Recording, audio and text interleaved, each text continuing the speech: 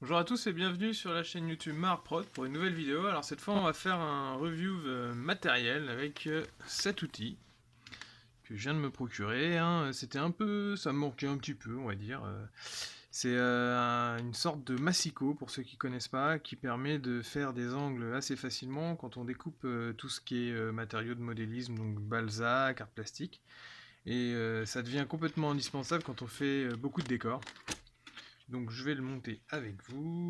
Je l'ai pas vraiment ouvert avant. Donc il doit y avoir des trucs qui se baladent.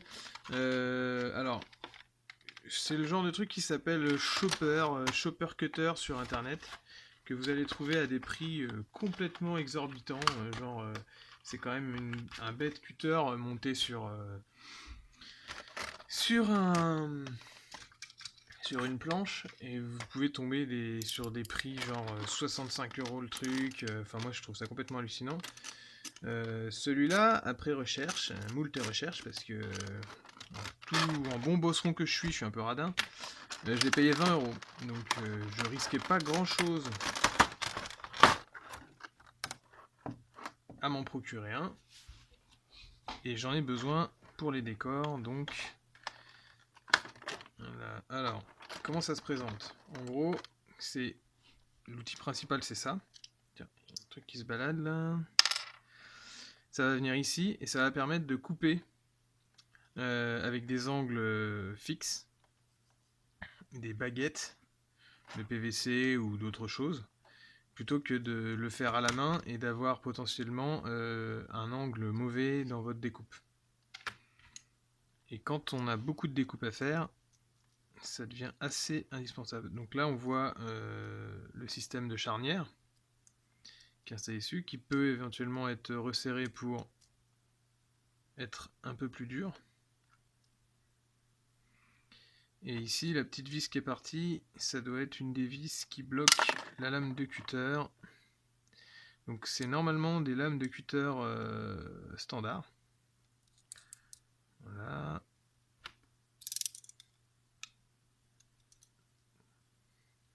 Comme on en voit ici. Donc ça se présente comme des lames de... Il va y avoir un petit scotch. Comme des lames de rasoir. Mais en un peu plus épais.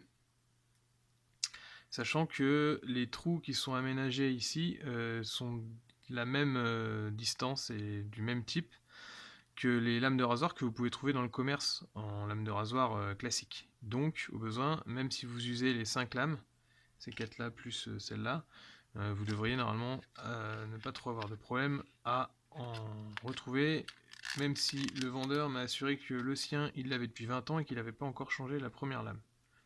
Bon, en même temps, il m'aurait pas dit qu'il les changeait tous les 4 matins, sinon ça serait pas un bon vendeur. On va mettre ça avec le cutter.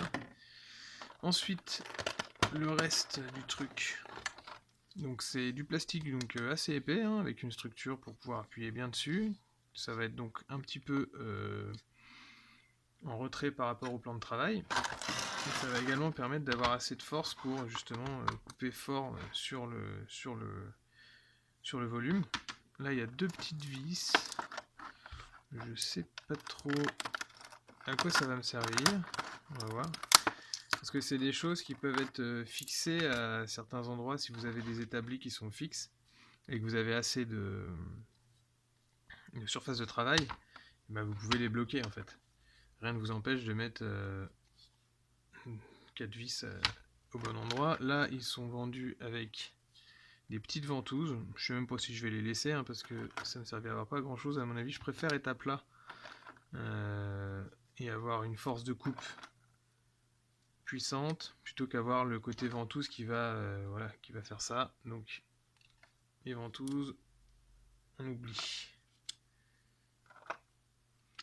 J'avais réfléchi un temps pour m'en fabriquer un, donc avec une planche de médium et puis une charnière et tout ça. Mais j'avoue que quand j'ai trouvé celui-là après recherche à 21 €, je me suis pas trop posé la question. Donc là, il y a une platine. Alors, soit elle est de rechange, soit elle n'est pas pareille que celle-là. Quelle est la différence? rien en général. C'est la même. C'est genre, je pense que à terme, ça va peut-être s'abîmer un peu, puisque c'est la zone quand même sur laquelle on coupe. Donc, c'est normal d'avoir ce genre de truc. Et ici, c'est les petites vis qui vont servir à bien la fixer. Qui se mettent ici. Et là, par contre, on a une rondelle qui, voilà, qui se baladait. Je ne sais pas trop. Est-ce que c'est ça? Parce que comme vous avez vu dans la boîte, il n'y a pas de notice. Ouais, c'est ça. Donc à mon avis, c'est pour faire un petit espace entre la zone de coupe. Sinon, on n'arriverait pas à un bon contact. Là, je viens de voir qu'il faut ébarder ici parce que sinon la petite... Enfin, ça gêne.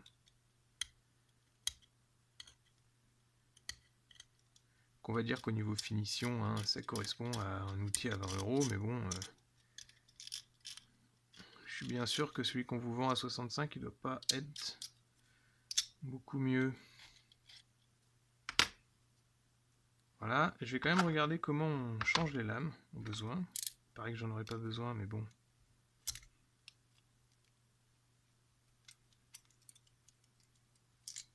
Ok. Ça, c'est toute la charnière. Donc là, on a des petites vis laiton, c'est la même.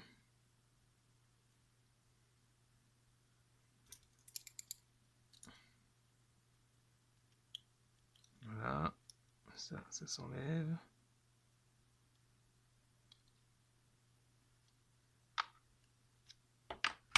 Ouais, c'est tout bête. Et donc ça permet de changer la lame ou éventuellement d'en mettre une plus fine. Donc, par exemple, une lame de rasoir du commerce.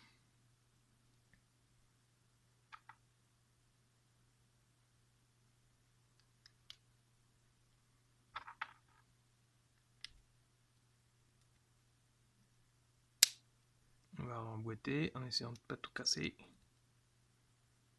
C'est pas dans le bon sens, je sais plus dans quel sens je l'ai démonté déjà. Donc si je me coupe un doigt en direct, vous appelez les secours.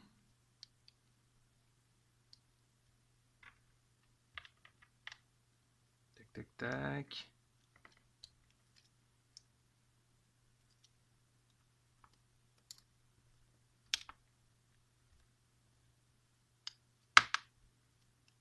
C'est pas si évident que ça, hein. C'est peut-être pour ça qu'on change pas les lames. Voilà.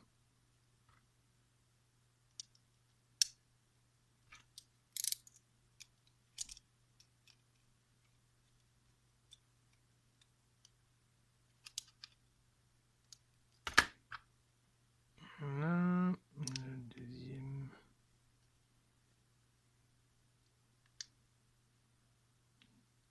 Nom de Dieu, mais t'as pas les yeux en face des trous. Ah si. Voilà.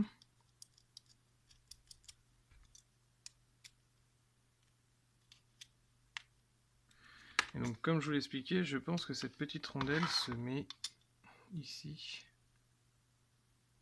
Bah non, parce que sinon ça rentrerait pas. Ah, qu'est-ce que je suis bête.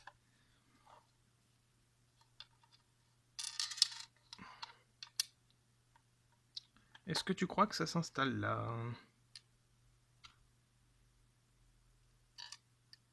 Non. Et ici, ça ne servait à rien qu'on ait une vis. C'est pas la bonne. Donc là, on a une petite et une grande, et je me suis trompé. Donc, voilà. Ça doit être celle-là. Je n'ai bien sûr pas prévu de tournevis cruciforme. Et j'ai des gros doigts. Mais avec un cutter, on peut tout faire. Voilà. Ça sera peut-être à remplacer par une rondelle métal pour un petit peu plus de solidité. Ici, est-ce qu'on a vraiment besoin de mettre les vis? Je ne sais pas, parce que franchement, bon, ça s'emboîte quand même bien. Hein. Je vais les mettre sans les serrer pour pas les perdre. Voilà. Juste histoire de... Et donc là, on a les angles, donc 45, 35, 0, 15, 30, 45 dans l'autre sens. On règle à partir. On a les ailes ici qui servent pour bien que la lame ne tape pas entre les deux. Et un petit élément en pointe juste là qui permet de viser l'angle. Donc l'idée c'est que si vous prenez une petite baguette, vous la posez là, vous laissez pas votre dos en dessous, et là vous allez avoir votre angle normalement à 45. Donc on va essayer. Je recoupe la baguette.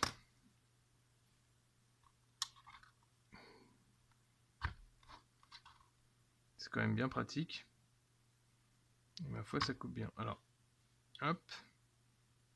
Ensuite je coupe plus loin. Bien sûr, la baguette s'est barrée je ne sais où. Voilà. Et si on a un bon angle, alors ma baguette n'est pas droite, hein. On doit pouvoir réussir à faire un bel angle à 45. Donc c'est plutôt pas mal.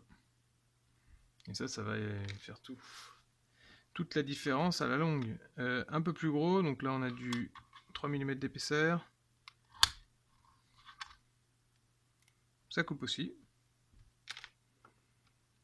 Du tube. Un petit bout de tube style bâton de sucette. J'essaie de bien le plaquer.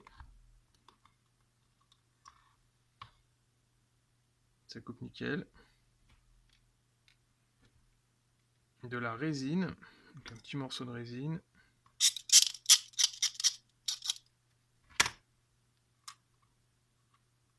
Donc là ça risque de claquer, mais eh ben, figurez-vous que même pas. Ouais, c'est vraiment pas mal. Non, donc du coup je suis assez content, j'ai l'impression que le plastique est quand même d'assez bonne qualité, hein. C'est quelque chose qui tient bien. Donc, à mon avis c'est pas prêt de bouger. Donc pas hésiter à resserrer en dessous à mon avis quand on a un réglage de fait pour être sûr que pas que ça bouge quoi. Et après on peut même, je vais peut-être le faire ici, donc l'idée c'est de faire un petit trou. Sur un ancien appareil j'avais ça.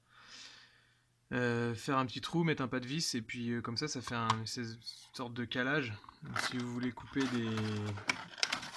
par exemple je sais pas, on va utiliser ça, vous le calez comme ça et vous faites toujours la même distance pour un angle droit ou pour autre chose. Ça vous allez toujours avoir la même distance pour faire vos différents trucs. Bon, là j'ai un peu bougé mais... Et ben voilà, nickel. Donc c'est quoi la marque de ce truc? Hobby-Tool. Voilà, si vous voulez le trouver. Ah sinon la marque c'est Artesania Latina, voilà, on va chercher sur internet. C'est italien. Et après test, moi je valide. Donc à bientôt pour une autre vidéo. Si ça vous a plu, n'hésitez pas à commenter. Et puis mettez-moi un pouce bleu et surtout beaucoup de commentaires pour me dire si ça vous a plu, me demander d'autres techniques. Et puis éventuellement même voir ensemble ce qu'on peut faire en tuto, en sculpture et tout ça.